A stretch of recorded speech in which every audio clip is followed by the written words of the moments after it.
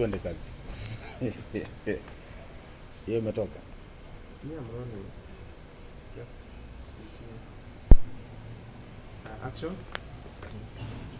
Jakisetwe kifungu. Those with. Ada ngawach. Pinyan mana piny. Kakamega poda. Kwa yudo jumper. But it is well. Poda Kakamega poda ole wani BBI.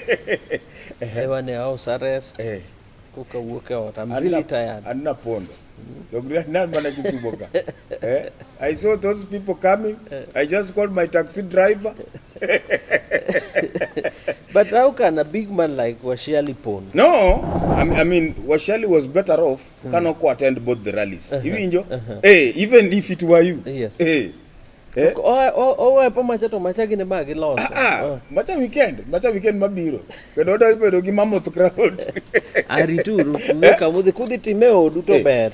Wadhi times nini na bongo mnini. Ilongo ni muiboma. Impossible. That one will never happen. No, gino nyaka timre. Nyaka justify pesa mo. And handshake is still alive. Yes. That one will never happen. Let us see. The only reason why no kwanya team 18th conflicting of deaths. But this coming, what do address issues farmers? Okay, what you should do as Luya Nation, your people should have their stand. We have a stand. Atuoli, no some moma. And this Bible, people took it for granted.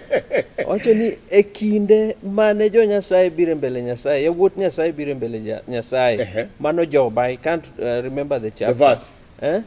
Satan bende nani kodgi to ko pen Satan ni yakanye ni atanga roaming kwa Biblia roaming and kutanga nditie kurandaranda kuzurura iwinjo tanga sounds they should decide nigidwa tanga kosogeni no one was decide they should not be like nini we are going to dissolve all the parties you are going to have one chama like ODM in fact what they don't ODM so Atuoli knows some your direction. So who is Atuoli in Luya land? Peseta. Atuoli is a very senior individual, senior elder, senior citizen of the Luya Nation. So you should follow Atuoli. Atuoli wacho. Atuoli no nyiso joka maber ni who will arrest you first is your wife. They thought it was a joke. Dako digi kifungu. Dako digi kiko. Atuoli wacho gimora. Atuoli is the nation. Atuoli is the government. The voice of the government. The voice of the government. Yini mo wacho timore. BBI ene mano chako wacho. Not even BBI. Handshake. Are you trying to imply ni Atuoli wacho ni 2022 nyinga ukibede register? Yeah, that's the fact. That's the fact. Kendo you should just see the signs. Who as who? As the government. Kosema mimi jirongo nyi the court. Atuoli woyo as serikali. Kendo mama Atuoli wacho. Don't take it for granted. Don't take it for granted. Koro idwani wa unite. One was decide ni we as the Luya Nation. Iwijo as I represent the youth leaders of the Luya Nation. Was decide ni Baba is always right. BBI is number 1. Iwijo kidwa pingo BBI manye county ni moro kakame kumoro mar Sudan bida kuno. Dadi notemo iluongo ninga. Bullfighter. Senator Boni Khalwale. Mudavadi gi Wetangula onengo timango or apologize to the Luya Nation. Yes, for because that was a betrayal. Kanzo kare kopogori baki dingwech bober. Takre noringe kibra. Sani koro ober to gima duong' isen ni BBI is a national project. Okinya mi national platform as a governor for Homa Bay. Hivinjo kasi fosia hivi kesho Kiswahili nio nilipita Butere wale watoto wanazaliwa hapa yote waitwe Paranya wale wanazaliwa Siaya waitwe Rasanga mago yuma on national platform mbele baba adonginia in any national thing there must be humor kurusa mo jo mamoro jigo benyaka be nitere jo mawacho serious issues gi jo humor to mama must be mama Makiam Angombe eno bukore ni hii kitu inaruhusu watu kuoana wanaume waoe magombe pato BBI yeah mano pato BBI yo bugimo manya ka watch marking watch mondo go bet imede watch BBI watch Arsenal onego bet included gima wacho ni our governors should be serious must they talk to kata konya ka giwuok onengo yere ngat mawuon spokesman especially akuba girasanga ukuodo wiji Especially Akuba. He's my He governor. said That's why I'm talking to him. I address That's Akuba. why I'm talking to him. But serious. If you can't talk directly from your head, let them write for you. Makawich Kutman, I can't allow. No. You need to be proud of your governor. Me, I'm proud of my governor. I dreamt. Yeah, that man should be serious. Now work on your speech, especially in a public rally, national public rally. Marailo bedepini kudoka kawibaba. Mind you, this is the second time. What you are malembe? We decided that you are great people. Manogi, my leaders never decide. No, but I dreamed of Shikuku. I dreamed of Shikuku. Shikuku was telling me that those Luya brothers. No. Akuba, you need to be serious. I know Kenya kudu we kamano. And Maku, you are Yakarachonyo. Yakarachonyo reacte. Manonera. We pingo. We kudu we. No mwesh be nobody recognized. We also have Mweshimiwa Dipo Kwame. Hey, I'm here. Osemoke Kendoliel and Jiji British. MC Jakakamega Spandito Safugoto Ngiso.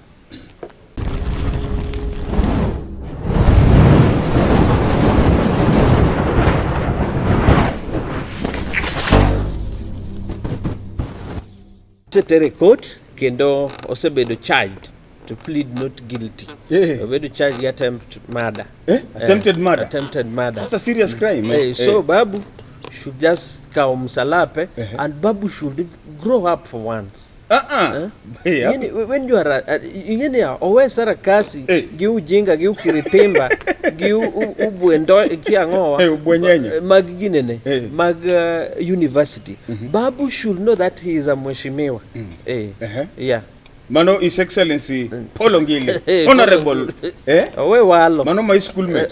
Karaka schoolmate, if you can talk to him, Nisani is a mheshimiwa. Owe walo ina ol mheshimiwa sapar podi yudi no sachi hivi njo DJ be nyaka koro DMOs. Hivi njo kinya keto hangla lo macha club mar jodongo wada winjo zouk. Hivi njo zouk bongo hivi njo DJ kokwa yo hangla mija tum o hangla. Babu should be serious. Onge kaka MP nyalo bete club nyaka sa apaga riyo kini. And then DJ be iniwe mesani ibiro kama jimiele. Why? Tangumu miyongan Germany no donje club gibunde. Manto koro management bar club should tell us. For as much as he's a VIP, ni igo epexen. Tokendo shisha no bedo ban. In Babu chanya go epexen nango kataka in gan.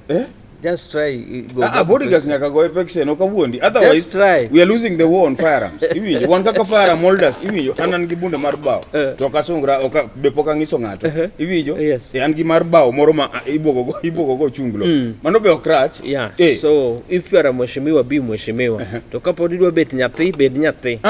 Macha mheshimiwa iwi njo. Gimono timrene Babu chanyalo timreni. How many times have you angombi anisebo kipanda lot didi? Hiyo ndio dakase lendo. To macha mheshimiwa. Kuru mheshimiwa decide to be mheshimiwa. To puga bea hiyo macha dong puga. Shisha mano yoacha. Hiyo ndio iwa puga onego bedni not ya winjo ne DJ no nyise ni Otile Brown ne is 1 inch. Gima no wango ile. And then en but madam. Wacha ni in gi toothpick to in but madam ise yudo wendo. In gi nyade. Kata indo gi nyawangi pad ngato. So but let the law take its course. But gima wawacho kaka itimo justice kiki yer jogo ni ngato jatelo. Selective Kenya ka gima ji oseneno kata what we've seen en ni joma tindo joma ni piny the poor gine ineno kitwe gine gik moko matindo tindo. Jotelo ibo winjo makitimo kama evidence onge hiyo inapotea hivyo. Adwa ngisi for free ni case ni ngo kuma case ni there. Ma kuding mar Migori iwinjo say mar Migori ko dhi mbele poko room. Makwarani we are free. Iwinjo what I need is my freedom. Anyalo yalo ka anoko. Yes. Omiyo MPs nyocha washeli be opato Western. You must behave with decorum. En tema waneno godo mheshimipe mang'eny.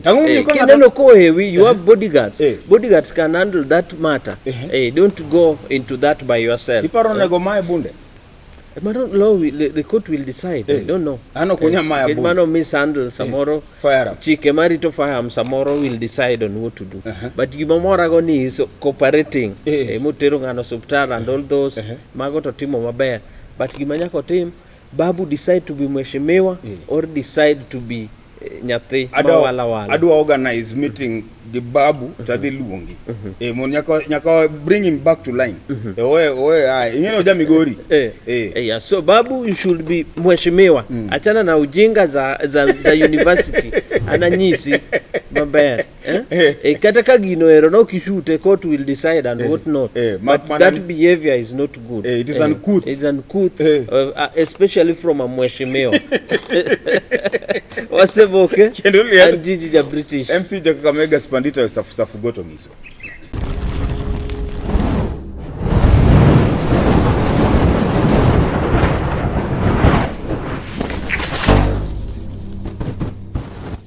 Sani wa court jo Ukambani. Sani piny ber. Iwinjo kata kugo Western wan Ukambani. We are looking for votes. Iwinjo. From who? Kalonzo. Party leader. Any vote? Kingpin maru Ukambani. Adi. Onyalo command. Onyalo command. Okay. Bertemo. Bertemo is also a leader. Igeni sani kama jama uchope. Chalo ngama ni epi. Lika inepi to epi. Anything you see, even in nyalo konyi. Koro kata Kalonzo konendo nani logo moro in politics manya konyi. But Kalonzo ena grass. Okinya, you cannot undermine Kalonzo. But Kalonzo chunga kanyi. Adongenega kama okarore. Because the other day kia support BBI. Mara kia BBI begi support gin shingo upande. Iwinjo baba kanyocha ni Western. No apologize on behalf. Nimeleta salamu ya Kalonzo. Nimepokea je link fee. Melon kwa kao. Angomo Kalonzo to Kalonzo the same day Giruto. But it's not bad. Ruto is a leader, embe na leader. Unya samoro function onore wogi. Machali almane ni Ukambani. Kalonzo as a Kamba leader had to be there. To Ruto bendo biro. Bitun liendi chagima. Lielcha machali almao. Kosono lau katari. Ngeni ya ndege chopa Kakamega kai. Bisela oneliendu wodwa yumori winjo gik minyisi. Joge monege. Okata ni joge monege tindo nyalo ko yuwa gi.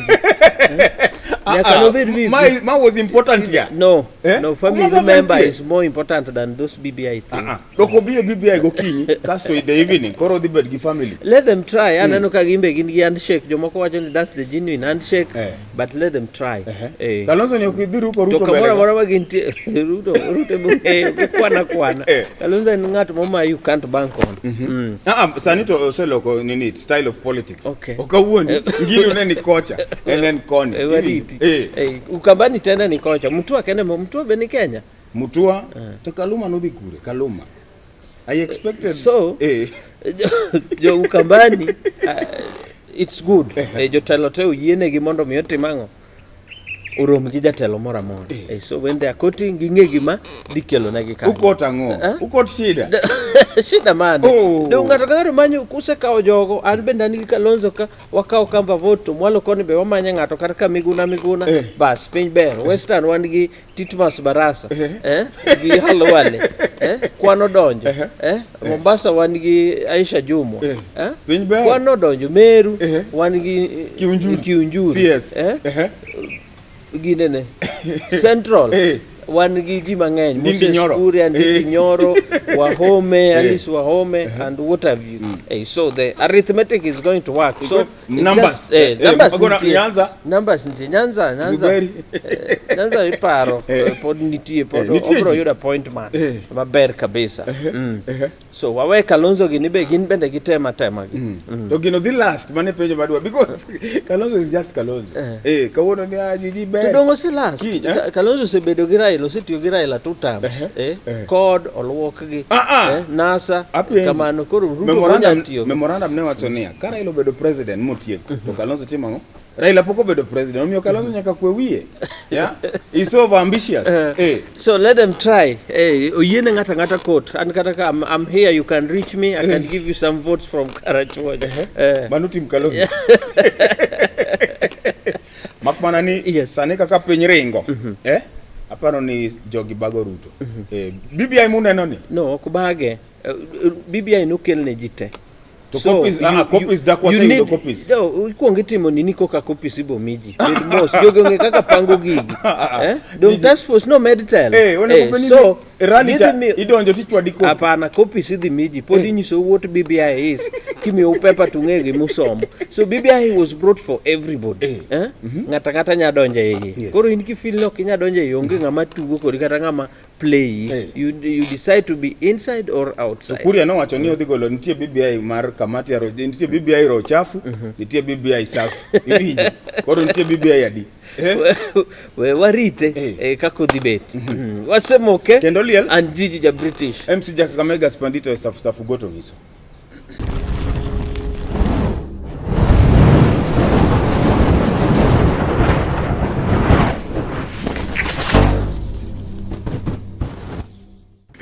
Igeni love ka.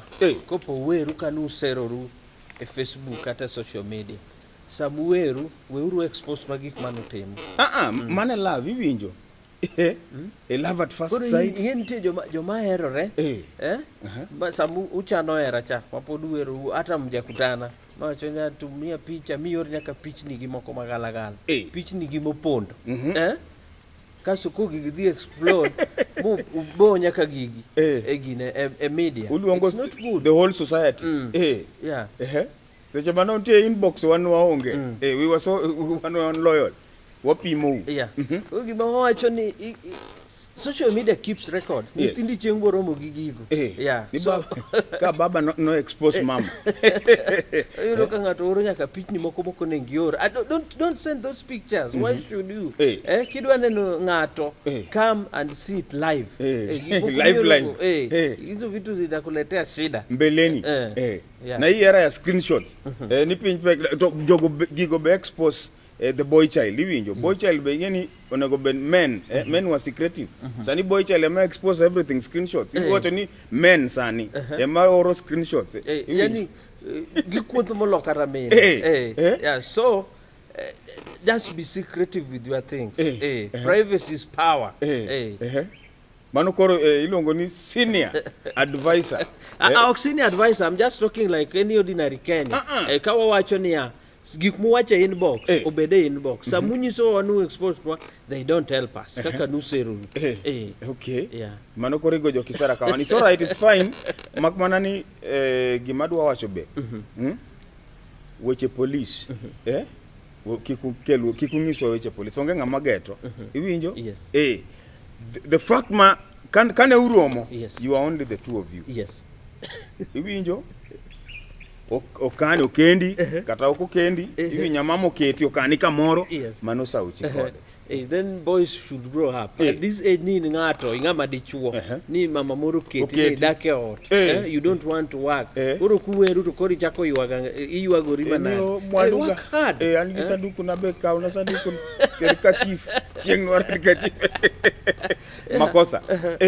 So in life bed ngama dichuo ber kati bet authoritative kikwai gimoro ni miwa gimoro watimo kama ok ni ne mikwa mama anoda ko biru chai nyaka chi ana ometho rumo inyona ometho sanan marach kaso da fwenyo iwacho ga pile ni men are dog kene ni chuo mapango mon kawuona fwenyo ni kare mon be pango chuo kaluwo gik madhi mbele mbui sane neno nitie number 1 nyaka 17 ka in tang anyalo chope number 13 screenshots pod ni koro tang ina ngei tang idhina matek mbele to in number ada onge kanyo macho ewa okay gino ochopo 20 koso 30 gine 18 koro sani sichopo 17 no sani ene number 13 koro tang wuok kode screenshots be igolo editie kadi oro gimoro wuok kode chuth kata dhi Facebook kanyo ti ingi option mar delete all be sana ngeno sego screenshot onego be no expose nga an koso jama magichwanyre go one we are innocent don't wacho how men are ni ute mang'eny dhi kethore. I'm just warning you. We are innocent, yeah. Manye. Okay, in ginamba jo Google. Manye. Ine kaka itimo katiyor gimoro mondo gicha dhi ini. An koso wan. An ginte lean. Iwinjo gin ok nya ahinya. 13 nyaka 17 ka ok ikose kinde ka. Tang'o miyo mana top 15. Dok lure gi tiji. Mano lure gi tiji. Tich mane? Namba ni miyo ji ka lure gi tiji. Wacho ni nitie joma keto bathe, joma keto 360. Gi joma nya tucho mbi. Koro yier kama intiere. Mondo iyier kama ibede. But namba no tok dhi bai. But in short, gik mwawacho, let them be private. Era mar screenshot imeharibu kila kitu. So kata kochuno ni nyaka chat, be very cautious e gik miwacho e mbui kanyo. Haya. Yes. Ijo chamfeyo owadu mo be nodere. Wang'iyane. Ape gimano wasetieko niko idwa kelo wadwa. No. One Director, 1 minute. Again dakika osekalo. 1 minute. I want to read this for the public to know. Okay. We have a lot of things today. Sa ochiko kawuono be Moses Kuria. Onengo golo dozia. Malaria ok dhi chwade? Yes. By Caroline Necheza in Kakamega County. And it reads, a 54-year-old man from Lunyinya village in Malava constituency, Kakamega County, Manuturginga, has committed suicide with family claiming no chwanyore gi minode, no chwanyore gi minode, oseoro fare, bus fare on 3 separate occasions. To Madam Okbi, with family claiming they are keen, Jamano iluongo ni Soul Anenge. Watching his life, his life after Mamano, Odagi Biro, 3 times ko oro ne bus fare. Koro jo cham fetch ji. Idi chienu mbele ka. Joma chuo be chamo fare? No, joma chuo cham fare. So my his brother ni odere ni ke oro fare. Koro wuogi yuori obielia. Okay. Obiro as who? Tuko bire liende. You're on a fair kendo mondo bi. Liende chuore. So I don't know what is wrong with your people, but that's nature. Our people. You people. Mano stereotype. This is just 1 out of 10. 1 out of 10. They are every day in every news. They are there. Alwale be trend karingo marathon. Osemoke. Kendo liel. Anti British. MC Jakamega Spandita safugoto ngiso.